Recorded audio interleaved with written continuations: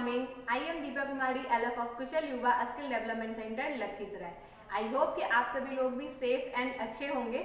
आज के इस सेशन में हम इंग्लिश की बेसिक्स के बारे में सीखेंगे, जिसकी मदद से हम लोग इंग्लिश बोल पाते हैं या फिर लिख पाते हैं. आज हम उन चीज़ों के बारे में जानेंगे जो कि है लेटर मतलब वर्ड, दूसरा है वर्ड मतलब शब्द और तीसरा है सेंटेंस मतलब वाक्य. इन चीज़ों की मदद से ही हम लोग इंग्लिश बोल पाते हैं या फिर लिख पाते हैं. तो आइए जानते हैं कि लेटर्स क्या होते हैं. हमारी पूरी इंग्लिश के 26 लेटर्स पे टिकी हुई है, जिसको कि हम लोग अल्फ़ाबेट कहते हैं. Letter is the smallest unit with the help of we write something. वर्ण सबसे छोटी इकाई है जिसकी मदद से हम लोग कुछ भी लिख पाते हैं. एग्जाम्पल में हमारा अल्फ़ाबेट्स है जो कि ए से लेकर जेड तक होता है. लेटर्स के मिलने से शब्द बनता है, परंतु उसका कोई एक अर्थ जरूर होना चाहिए.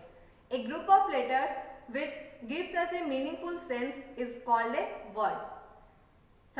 अक्षरों के समूह को हम लोग शब्द कहते हैं जिसका कि कोई अर्थ निकले. जैसे कि पेन, PEN पेन. पेन का मतलब कलम होता है. या ग्रुप ऑफ लेटर्स है और साथ ही साथ इसका एक अर्थ भी है, इसलिए हम इसे वर्ड कहेंगे. लेकिन EPN क्या ये एक शब्द है?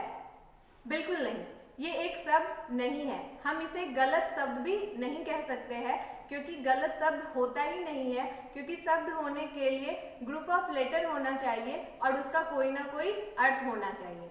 लेकिन EPN का तो कोई अर्थ ही नहीं होता है, तो इसलिए ये एक शब्द नहीं है बल्कि एक ग्रुप ऑफ लेटर्स है. नेक्स्ट है हमारा सेंटेंस. जब दो या दो से अधिक शब्द आपस में मिलते हैं तो उसे हम लोग सेंटेंस कहते हैं. A group of words that gives us a meaningful sense is called a sentence. शब्दों का वैसा समूह जिसका कि कोई अर्थ निकले तो उसे हम एक वाक्य कहते हैं. For example, he is a boy, I am not good, you are so intelligent, if you want to get success so you have to work hard.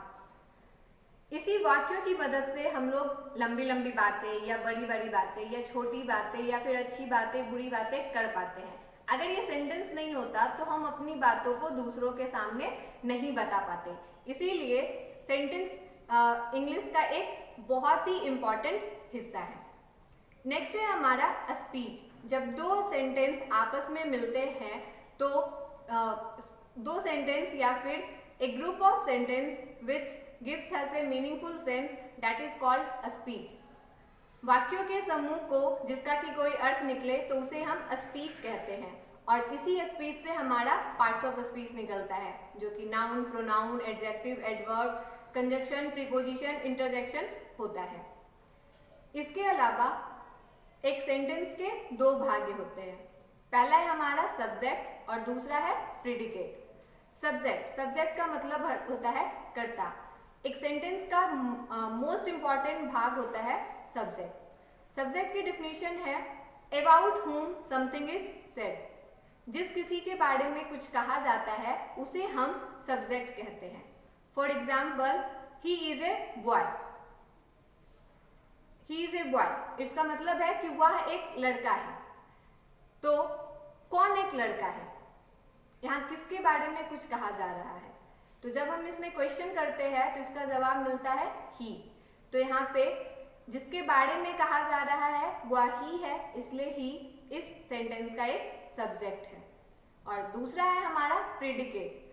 Predicate अगर सब्जेक्ट के बारे में कुछ कहा जा रहा है तो सब्जेक्ट के बारे में जो भी कहा जा रहा है उसे हम प्रीडिकेट कहते हैं.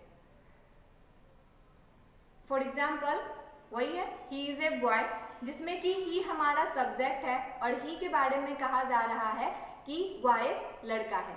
तो ही के अलावा जो पूरा शब्द है इज ए बॉय, वो हमारा प्रीडिकेट होगा. आई होप कि आपको आज का ये सेशन समझ में आया होगा और आपने इंग्लिश की बेसिक्स को सीखा होगा. नेक्स्ट सेशन में हम सीखेंगे कि वाक्य कितने प्रकार के होते हैं, कौन हमारा नेगेटिव वाक्य होता है, कौन हमारा पॉजिटिव वाक्य होता है, या किस तरीके से हम अपनी सारी बातों को दूसरों के सामने बता पाते हैं. Thank you everyone. खुद भी सीखिए और साथ साथ अपने दोस्तों को भी सिखाइए. Thank you.